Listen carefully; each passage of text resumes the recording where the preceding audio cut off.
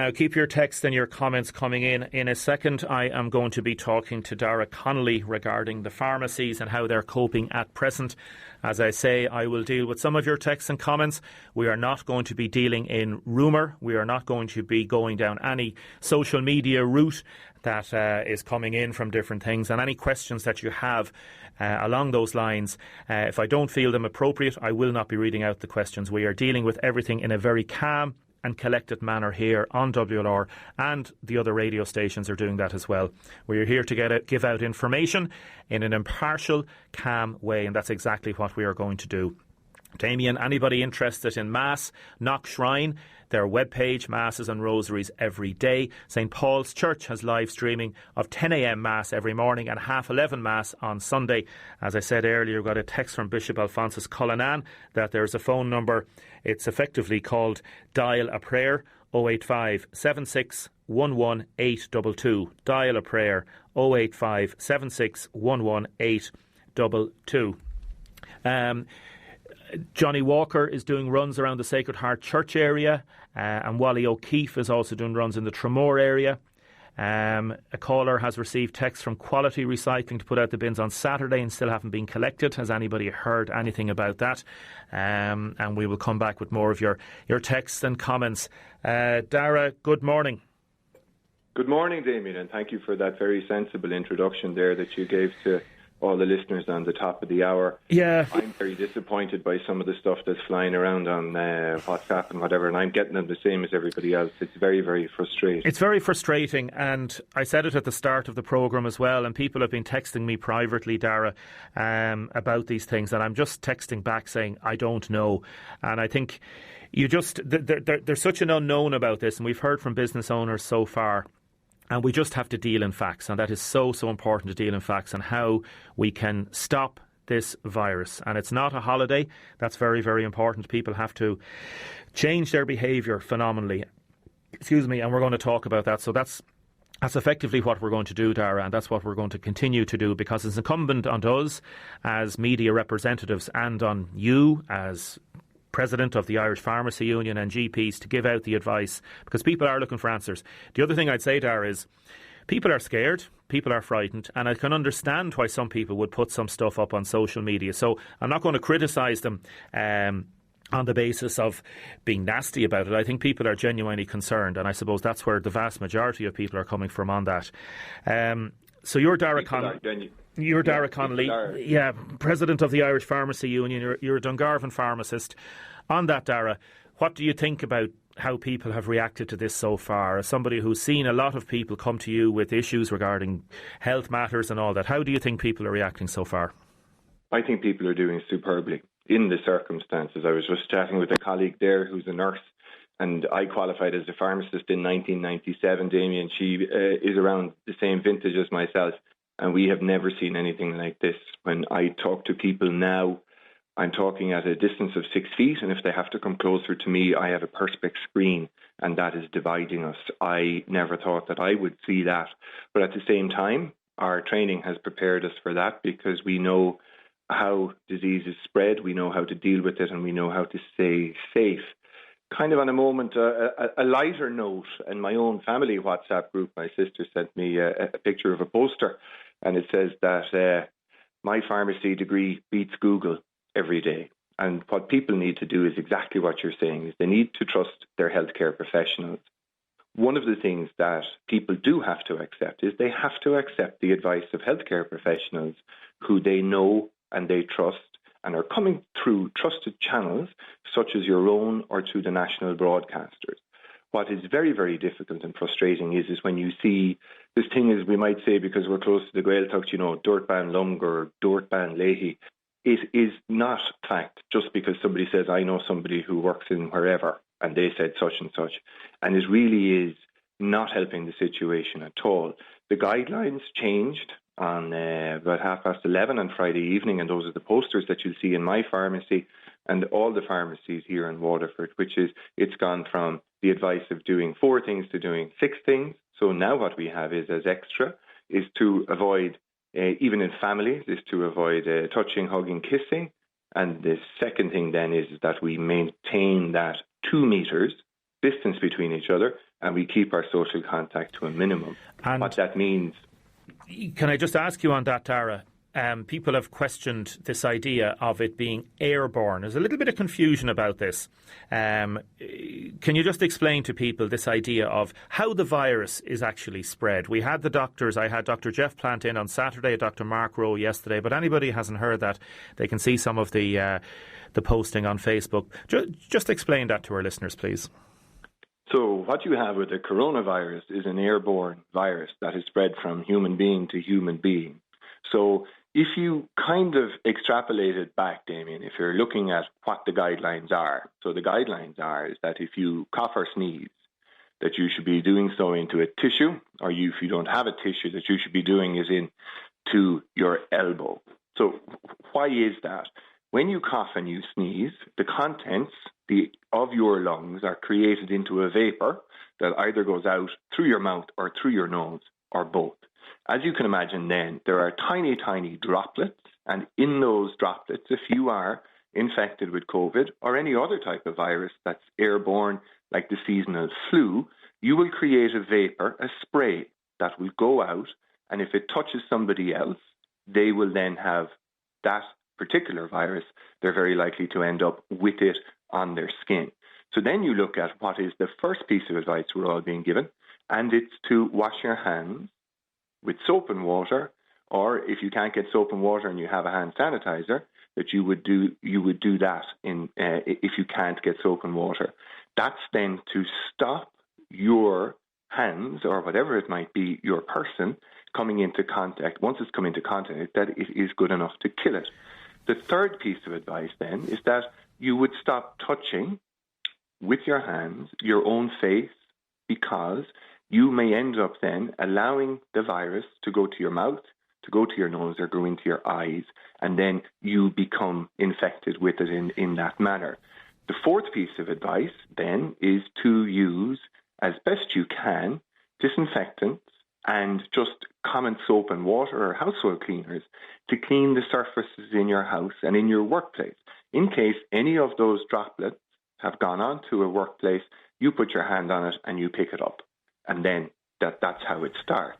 So those are the first four pieces of advice. It was described yesterday by Dr. Mark Rowe. Imagine it as a kind of a sticky substance that sticks to things. You could God forbid, a snot or something like that. And if you got it on your hand, if you wash your hands, this is very important, particularly for younger people as well that don't realise the importance of hand washing. A lot of people that listen to the media will get this, and if anybody's listening to this, tell your family and friends about this, that you literally wash it off your hands. You wash your hands before you actually put your hand up to your face. Correct. And you do that. But look, realistically, Damien, this is no more than your mother and my mother would have told us when we were children as well. You know, like, this is proper hygiene as to how we all look after ourselves. Yeah, but there's also, dare I suggest it, Dara, a qualitative difference in this, because we were told to wash our hands when our hands were dirty. The problem with this is there's an invisible dirt. And there is. Some people still don't get this. They think, is it dirty? No, it's not. There's a very specific reason for doing this, and that's one of the main things that are... And like, people should... the advice you've given is absolutely brilliant, Dara, and people should check it out on the website. They should learn about this. And when you say website as well, what you shouldn't be doing is looking up stuff on Google. The HSE have a fantastic website. Go to the HSE, because that's pertinent to us here in Ireland. It's advice that's been given by Irish experts in conjunction with what's going on with the World Health Organization. Like, the last thing you want to do is to start going down rabbit holes. And the other thing as well is that people just actually have to accept the advice that is being given to them and stop going down the route of conspiracy theories. And because they might have their own theory, then keep looking on the internet until they find somebody who agrees with them. And then just the thing starts to spread like wildfire. But I can say in the pharmacy now, when I'm in the consultation room having a look at, people are really, really good. So what we have is, on both of our doors here, we have a sign that asks people not to enter the pharmacy if they are suffering from any respiratory cough or they have a fever, just not to come into the pharmacy. What I really want to stress for myself and for all the other pharmacy teams that are doing a brilliant job around Waterford City and County this morning is, We need to be able to keep the show on the road here. People need their medicines, whether they're over-the-counter medicines or prescription medicines, and we have to be available to our colleagues who are general practitioners to be able to dispense acute medicines, that is, antibiotics or anything else that somebody might need immediately. If we have people going around not adhering to the advice and somebody becomes infected in a pharmacy team, the pharmacy will have to close.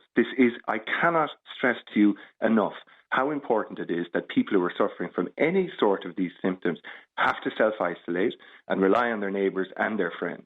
So with that in mind, anybody listening to this morning who needs to get the repeat medication from their pharmacy, just look on the label of the last box that you got. The pharmacist's phone number is there. Phone the pharmacist and ask them to get it ready. And if we can socially isolate and distance ourselves from each other, that way the pharmacist can have the medicine ready for you when you come to the pharmacy, or you ask a neighbour to come to the pharmacy, and that will cut down contact time. And then people who need to come to the pharmacy for medicines or advice, we can really look after them quickly without there being queues in the pharmacy.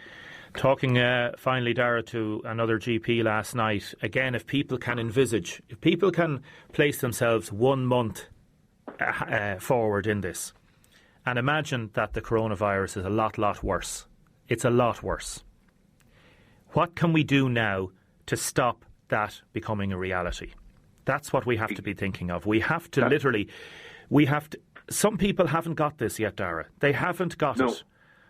The easiest way for anybody to make the transition from how they are behaving now to how they should behave is if they were to imagine that they thought that they might have COVID-19. Yes, I've said that repeatedly, yes. How would they behave differently? And that is the key question. If you were to consider that you thought that you might have it, or you had been told that you have it, how would you behave differently? What we know is that the people who are going to be most susceptible to COVID-19 are the people with the underlying health conditions, like the people who are suffering from heart disease, lung disease, maybe suffering from cancer, or already have a lowered immune system because they're taking anti-inflammatory drugs or by injection. All of those people need to be protected by you and me, Damien. We are going to be the people who make a big difference. What we are doing right now is, I'm really proud of the people around Dungarvan and in County Waterford when I hear from colleagues is that they are taking the advice of their healthcare professionals. So when somebody comes into the pharmacy, they really are respecting that 6 feet. They're not standing around chatting about, you know what I mean, isn't it terrible Manchester United didn't play at the weekend. They're going about their business seriously. They're doing it in as quick and efficient means as possible. And then they're moving on. They're getting home and they look after themselves and their family. Dara, to you and your staff and everybody, all your loved ones, mind yourself and we'll keep in touch, OK? Keep up the good work. Thanks, Damien. Thank you very much, Dara. Dara Connolly there, President of the Irish Pharmacy Union, Dungarvan pharmacist. I think now I have Michael on the line. Michael, good morning. Good morning, Damien. Michael, thanks for taking our call. I know it's a difficult time. And you called us in, and I think it's important. Just explain in a nice, calm, controlled manner, as calm as you can be, what's the situation? I've been talking to a person there now. There are 3 hours that he thinks his wife have this coronavirus. He's at 3 hours, he said, trying to get anyone from the HSE to speak to him. He rang his doctor. The doctor told him it's nothing to do with him. He's not testing up. That's the HSE. The HSE is telling him to ring his GP. Now, who is he going? What's he going to do now? So, what part of the county are you in, Michael? Well, I'm living in Ballygunner here, but he's living out around Ballybeg, evidently. Okay. So basically, he's been trying to contact the HSE for the last 3 hours. 3 hours, he said. He finally got through, and they told him to contact the GP. His GP, the GP told him he's not testing him. To go back to the HSE. So he's been... The poor chap is up in the heap. I'm sure he is, Michael. I'm sure he is. Like, if that's the way they're going to... How is anything ever going to be cured in this country if that's the way it's going to be carrying on? Yeah. Being pushed from Billy to Jack and back. Yeah. Like, it just goes to show you, nobody seems to care. They're all saying they do this and they do that and they'll do this and do that, but no one really wants to know, do they, at the end of the day? I know there's a lot of people that are trying their best, Michael, and that's the first thing. I can see, and I know they're probably under pressure. Phenomenal pressure. Now I know you're right, and what I would question is the government needs to plan for this, and they say they've been planning for this as they go along. But you have thousands of calls coming in this morning. Like, imagine being waiting on a phone for 3 hours. 3 hours. He was trying to ring the HSE. And then that's the answer. You got to go see your GP, and the GP said there's nothing to do with him to do to the HSE. So they'd want to get their act together a bit better, I think. I think you're 100% right on that, Michael, and I can understand anybody that's working in the HSE and the GPs. They're trying their best, but the systems are. It's just. I know they're working their best. I know that. Given their due, there's a hard job to be doing. Yeah, but it's not working at the minute. That's exactly what you're saying. Well, would someone explain then to where he's going to go or what he's going to do with us? Because the GPs are saying don't call up. They don't want to see any potential sick people at. That's it. It looks like they're afraid of getting it themselves. That's the way it looks to me. Yeah. Michael, we're going to try and get a GP on air to talk about this now in a little while. Listen, you mind yourself, and I really, really hope that things work out for you and your family and your wife's nephew. God bless, Michael. Take it easy. Thank you. Michael Fortune there, talking to us. If you have any experiences yourself of trying to get in touch with any of the services this morning, let us know, please. 083 3333 975. 083 3333 975 or 051 846 123. I'm not going to get to every text and comment. Damien, bins will be collected tomorrow. Just got a message from them earlier. Damien, I can totally relate to this man being so angry. What's wrong? We need to get all these systems in place. God love that poor man and his family. Damien, as far as I know, if you have suspected virus, the advice is to stay isolated, take paracetamol and hot drinks. If they get worse, then you can deal with the matter as you go on. I think we have Mark on the line there now. Do we have Mark on the line? Are you there, Mark? Yes, Damien. Mark, thanks very much for calling us. We're talking about extraordinary times. We're talking about businesses and so many things being in great difficulty. We're talking about health, and we're also talking about people coming together and doing things for others. Tell me, you're with the Clubhouse Bistro, is it, at Waterford Golf Club? We are indeed, and just like so many other businesses, we've decided for public safety to close. And as a result, we have quite a lot of fresh produce that we would have been using over the last couple of days, which we don't want to waste. So what we decided to do is anybody in the locality today that would like to have a free roast dinner, we have some available for collection from the Waterford Golf Club between 1 and 2 o'clock. OK, and you'll be giving those away on, I presume, takeaway plates? Yes, absolutely. Everything will be a takeaway plate, and we'll minimise contact as much as possible. And if they'd just like to come up and take it away, they're more than welcome to it, Damien. Fair play to you. I know there's others that are going to be doing the same, and people texting in. If we get any information, we'll give out that as well. But fair play to you, because it's a shame to see food go to waste, isn't it? Absolutely, absolutely. The price of it, the amount of work that goes into producing it, and the last thing you want to do in a time like this is to be just throwing it in the bin and causing more problems. So, anybody that would like a roast dinner today, feel free to call up between 1 and 2 o'clock, and we'll certainly try and accommodate them. OK, and my understanding is as well is what you're going to put in place is a social distancing system, so that we don't want lines of cars up there and people all getting out. Basically, everybody maintain a distance between themselves, and you'll have a way of serving it and giving them the dinner so that nobody is, I suppose, too close and anything like that. Isn't that it? Absolutely. We'll be maintaining social distancing at all time, and safety will be paramount. Mark, it's a really magnanimous gesture for you. I presume what's happening with the golf club is the course closing? Is it staying open? Or the course can stay open. The clubhouse will have to close due to the distancing and the spacing. But the fact that you're in the open air for the golf club can still go ahead and people can go out and enjoy the course. But any of the clubhouse facilities and all of that will close down.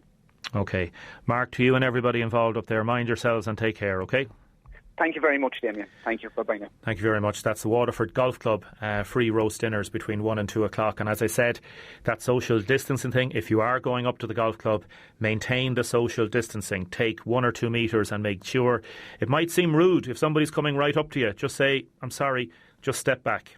That might seem like a rude thing to say, but we just don't know how far this is going to go regarding this matter.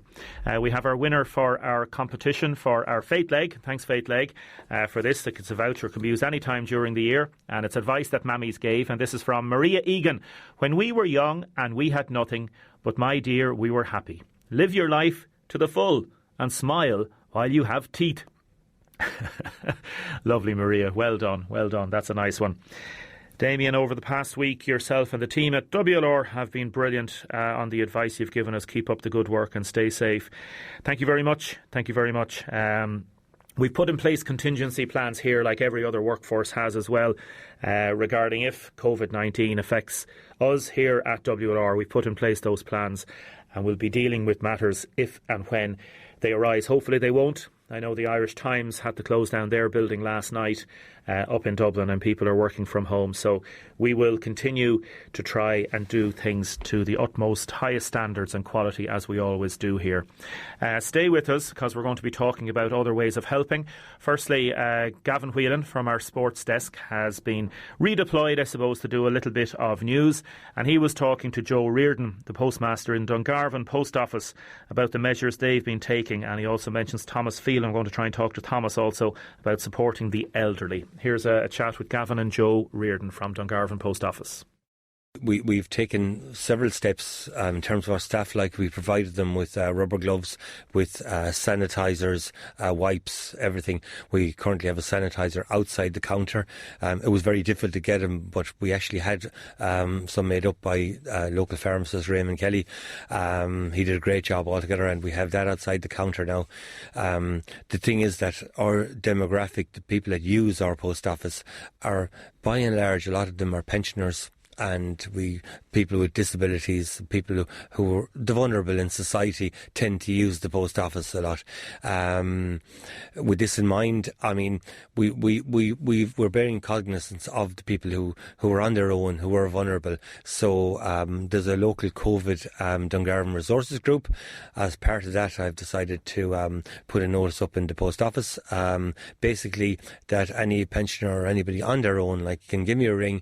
I'm quite willing to go out and get stuff for them, you know what I mean, run errands for them. We have a couple of other people involved. Thomas Phelan has also agreed to come on board, you know, and we'll have a few at the end. And the best thing to do is to do what we can, like, do absolutely everything we can to help the vulnerable people in society. It's so important. There are people on their own who are afraid to come out, who are on their own, who are of pension age, who live alone, who are afraid to come down to the post office, and we can help them out that way. As well as that, the Department of Social Protection have also allowed a relaxation of the rules where somebody who is an agent can collect another person's pension. Before it was five times in 6 months. They've extended that now to 15 times in 6 months. All the people do is come to the post office with the form. The pensioner has the form signed. The person who's to collect the stuff, to collect the payment, should bring their ID with them, and we'll process the form there and then. We want to do every single thing we possibly can to afford help and assistance to our vulnerable customers, you know, and it's very important to us. They are very important to us, and we want to do everything we can to help them. Good advice there from Joe O'Riordan, and again Gavin Whelan did that interview with him. I'm going to talk to Thomas in a second. So many texts and comments coming in. Like I said, I won't be able to get to everybody. Ken, a friend of mine whose mother lives, I think, in Glenmore. We've got a lot of listeners in South Kilkenny and South Wexford. My mother wants to know, can she continue taking Vimovo anti-inflammatory? If you're talking to the doctor, please. She's 70 years of age. We will if we're coming up to that. Damien, some really lovely news. My son had a new baby last night, and my nephew had a new baby last night. Happy grandparents, Sean and Goretti Kelly. We won't be able to hold her, but happy for them. It just shows the personal things that are changing at the minute. They won't be able to hold them. I also want to say a special deepest sympathy to all the Mullen family out in Passage East and Crook regarding the death of John Mullen. Thomas Phelan, good morning. Morning, Damien. John died over the weekend of cancer, and there are funerals and burials taking place this week that in extraordinary circumstances.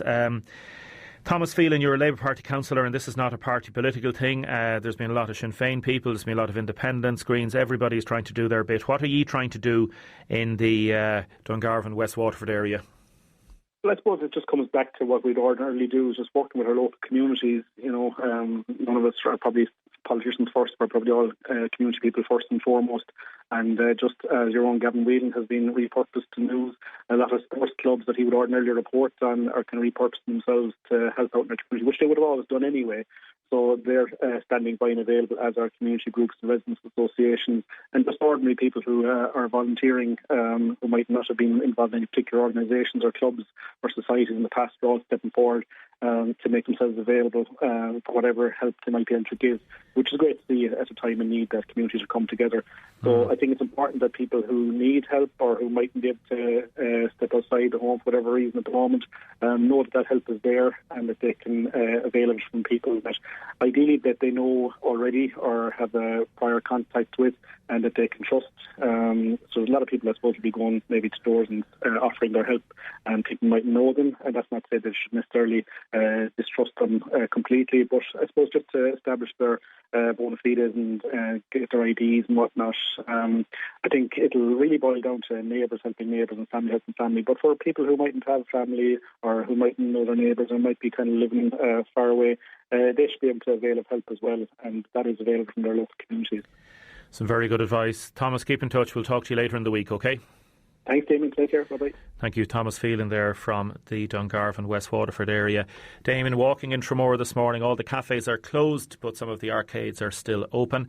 Damien, just to clarify regarding St Paul's Masses, they're not public masses, that is correct. There's no public masses at present, and there won't be for a while yet. They're streamed on MCM Media. MCN Media. That's M for Mammy, C for Car, and N for Nanny. Damien, I deleted the Facebook app from my phone. There's too much false information and sensationalism on it. It's not good for our mental health. We need to look after our mental health as well. I'd agree with you regarding checking your phone too often. I think people should put down their phones for at least an hour, maybe 2 hours every day. There is some important information that comes out on reputable sources, but do not take untrusted sources as any way fact. We will give out and continue to give out facts as we have them and as we get them. We will not deal with rumours. Damien, that's a good gesture from the golf club. I'm wondering, would somebody from the St Vincent de Paul maybe get in touch with them as well and get some of the meals for the homeless people? That might be a nice gesture. That's a very, very good point. Well said and well done. Damien, keep up the great work. Everybody in WR giving us out the information. Other people texting in about homeless services, what's happening with them, and other people texting about shopping centres. We are going to have our competition winner now next, and we're going to have more information regarding different GA clubs and different people that are out there helping people if you want help. Now, welcome back, 083 3333 975. As I say, I won't get to all your texts and comments. We're going to be talking to Anne-Marie in a second. Anne-Marie, you're on the line there, are you? I am in shock here, yeah. Not at all, not at all. Oh, a little bit of... I'd have to be on the radio. A little bit of light relief. We had a discussion internally within the station here whether we should run the competition, and we decided yes, we should run the competition, because if you win a holiday away or a weekend away or something like that, it's important, and it's also good for our advertisers, but it's also important, something to look forward to later in the year, isn't that it? Of course. It really is, definitely, yeah. So this is part of our special Original Irish Hotels. Chance to win our 2-night breakaway, including breakfast and dinner on one night for 2 people sharing. Irish Original Hotels, Original Irish Hotels collection of 60 unique owner-run hotels. And today's one is the Garryvo Hotel in Cork. So would you like to have a trip down there at some stage? I wouldn't mind it now, to be honest. Fair play to you. So it's Anne-Marie Buckley from Norwood in Waterford. Thank you so much for ringing in, and thanks to everybody who texted in. You know how it goes, Anne-Marie. We're going to read out as many questions as possible within 30 seconds. Is that okay? Okay. I'll have our 30-second timer playing in the background, so you just ignore that, listen to the questions, answer as many as you can, and say pass as quick as you can if you don't know them. Is that all right? Okay, thank you. Okay, Anne-Marie, nice and relaxed. Anne-Marie Buckley, here we go. Are you ready? So no about relax. You be grand, exactly. Here we go. Anne-Marie, first question. How many years are there in a millennium? 1,000. Which park? 100. Which park is Dublin Zoo located in? Dublin. Who does Mohamed Salah play for? English soccer club. Yes, Liverpool. Good. Which city would you find the Eiffel Tower? Where's the Eiffel Tower? Paris. Very good. The Queen Vic is the pub in which British soap? The Queen Vic is EastEnders. And, sorry, what did you say there? EastEnders. Yeah, okay. And I had started the next question, so I'll finish it. The Ryder Cup. The Ryder Cup is a competition in which sport? The Ryder Cup is a competition. Golf. Okay, very good. You didn't get Dublin Zoo. It was Phoenix Park. Dublin Zoo is in the Phoenix Park. Oh, the park. Sorry, I didn't hear. Yeah. Okay. And no problem. what did you say for Mohamed Salah?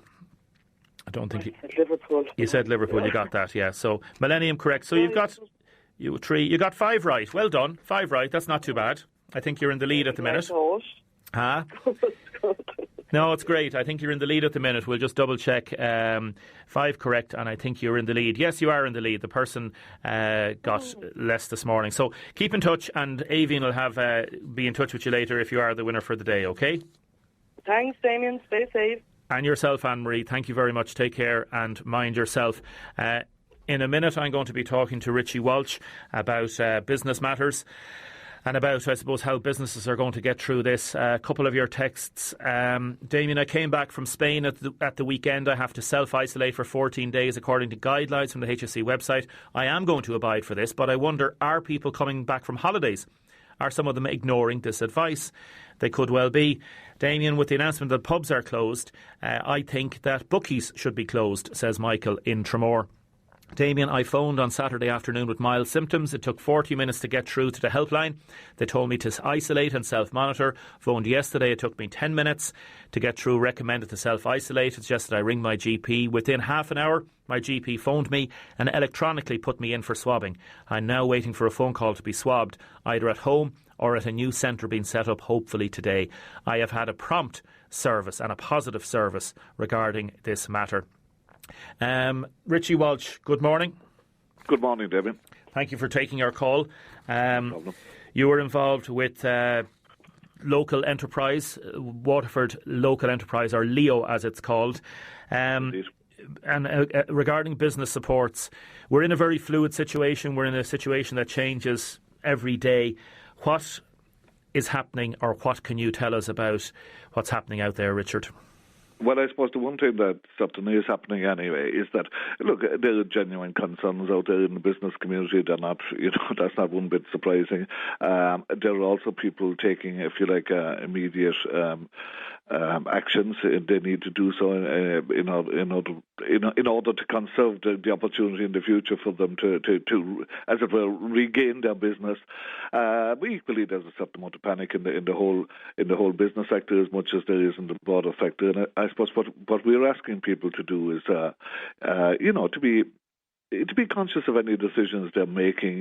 Just make sure that they're well advised in advance and they're listening to the right people and everything like that. Certainly in the business community and certain sectors thereof, of course, the critical things at the moment are probably cash flow issues and worries about cash flow and where's the cash going to come from over the next short while. Where is it going to come from, Richie? Well, I'd say, first and foremost, there is a significant amount of supports, governmental supports, that are coming on stream. But equally, I'd be inclined to suggest that people have to use, people who are in business are very good at business and at what they do. And what I mean by that is, there's need to negotiate here. We need to negotiate with landlords about, maybe a bit of a stall on rents or whatever, negotiation with banks and with credit institutions about, mortgage repayments or loan repayments or whatever, and about a slowing down of that. And banks are being very responsive in this whole situation, as are various other creditors. So, the ability to see yourself into a cash flow situation that makes sense. Now, the other critical factors, of course, are the HR factors, and in respect of potentially having to temporarily lay off people and all that, and that's really troubling people as well. So, in the knowledge that those are the two key areas of response, what we've tried to do is to ensure that, from the point of view of local support and local help, that our officers are very much responsive to the needs of small businesses in particular that might be, if you like, lacking advice and support at the present moment. Yeah. Are you going to stay open, Richie? Our offices are physically closed because that's the advice. In other words, to remove physical contact as much as possible. But our offices are actually going to increase in terms of their time availability. So how do people get in touch with you? We are. Our key number is 0761 102905. So that's our. Just call it out again. 0761 102905. Okay. And our email address is info@leo.waterfordcouncil.ie. So those two things will be manned almost permanently for the future, and we will guarantee to get back to people who have business queries within the space of a half an hour preferably, but certainly within an hour we will be getting back to people. Okay. And the kind of things that we want to talk to them about, the newly announced Microfinance Ireland loan, specifically for this, is a potential loan up as far as 50,000 specifically for micro enterprises in difficulty. Now, there are criteria attached, but we'll talk to people about that. The credit guarantee scheme is there, which means that people should be able to negotiate with their banks.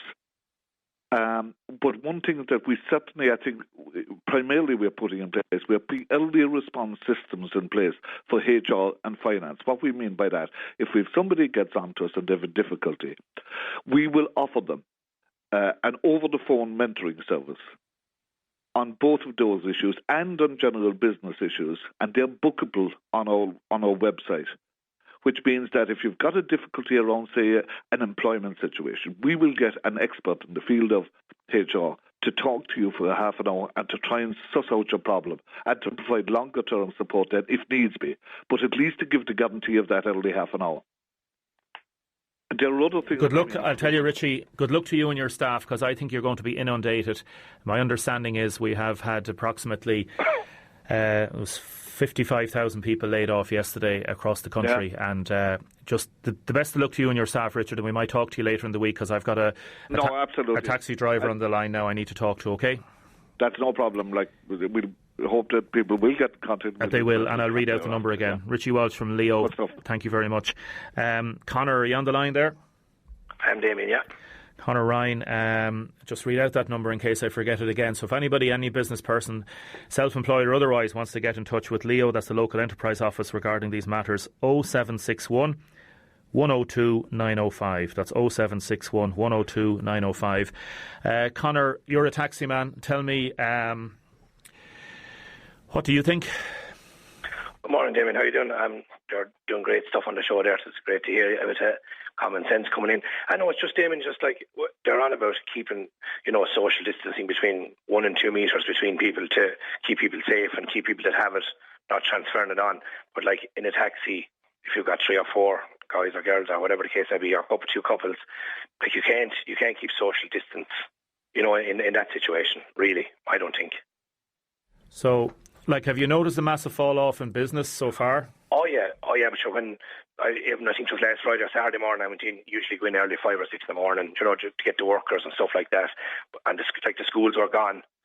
A lot of the factory lads, I suppose, you'd see them cycling. You'll see a lot of people walking. I suppose just kind of half worried that they'll give it to us, or we'll give it to them. You know what I mean? So I know it's just a problem there. I just wonder what the government are going to do with the likes of taxi drivers. We'll say that they have a mortgage, loan repayments, car payments, insurance payments. If we're not earning anything, we can't really pay if we're not earning. Do you know what I'm saying? I know exactly what you're saying. That's ridiculous. I don't think they've thought this through, and I don't think people. I don't know, Connor. I just don't know. Yeah, well, like in my own situation, like I have a mortgage, I have car repayments, I have insurance repayments, and try and keep the house going as well. So I mean, it's just for me, I can't really chance going in there either because I don't have any. I know we can wash our hands, and I have hand sanitizers, and I have Dettol wipes in the car, and after every couple of weeks we get out, I wash the handles and the steering wheel and the gear stick and stuff like that, and I spray stuff in the seats. But still, you still don't know if someone is coughing, you're kind of bending away from them, and if you're coughing, they're bending away from you. So, like, I mean, if they're cancelling, people driving tests and driving lessons, that's usually because to keep people away from each other. So, I've just decided I can't chance going into work. I mean, I've got a young girl, little girl as well, so I can't chance it, No, you can't. What about your colleagues? What about all taxi drivers? What are they all saying? Same thing? Well, a lot of them are the same thing. In fairness to they're going to have a meeting tonight, I think, some of the taxi drivers, just to see what can we do. Now, I don't really know what can we do. Now, I actually came up with an idea myself, and it's totally my own idea. If there was any plastic welders in the town that could, we'll say, well, you know what I'm saying, block off the back of the car from the front of the car totally. And anyone that was getting in, if there was people going to the hospital or stuff like that, that they're in the back of the car and they could hear you talking to the perspex, but they couldn't actually any air get from one side to the other, if you know what I mean. Yeah, I've had another text in from another taxi driver. Damien, I don't know what we're going to do. We can't earn, so we can't pay insurance, tax, car mortgages. That's exactly it.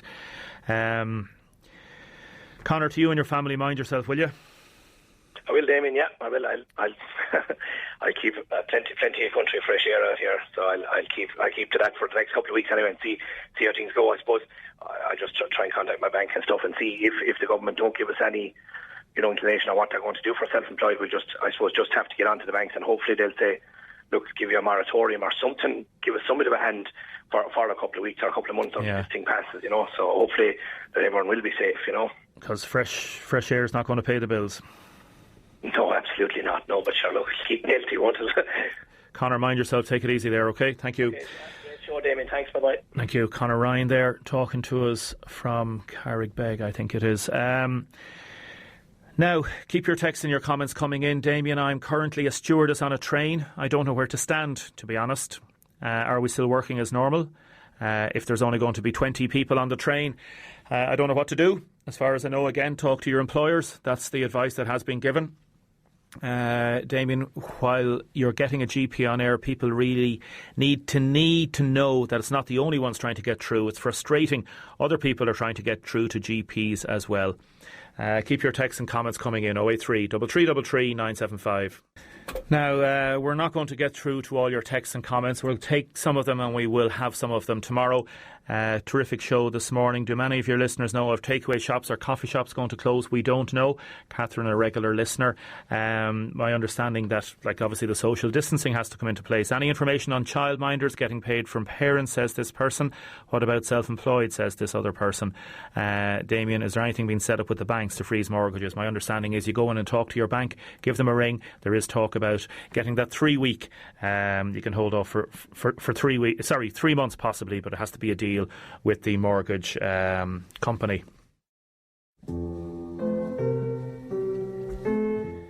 Now we're going to play out in a little bit of music. Paul Brady, The Island. Want to thank everybody for all your texts and comments. Thank you, Julie, for producing. Thanks to everybody here in WLR for keeping the show on the road. Going to play out in a little bit of Paul Brady. Stay safe out there, everybody. As I said, wash your hands, change your behaviour. Make sure that you do something today that you haven't done yesterday in terms of changing your behaviour. Be kind to people out there. Keep in touch. And there's other people ringing in about different people that they can talk to. Others looking at getting, John Walker is getting a volunteering service up around the Johns Park area. Around 10 people helping out there at present, and more taking part in different parts of the city and the county. We'll talk to you again tomorrow morning, please God. Mind yourselves.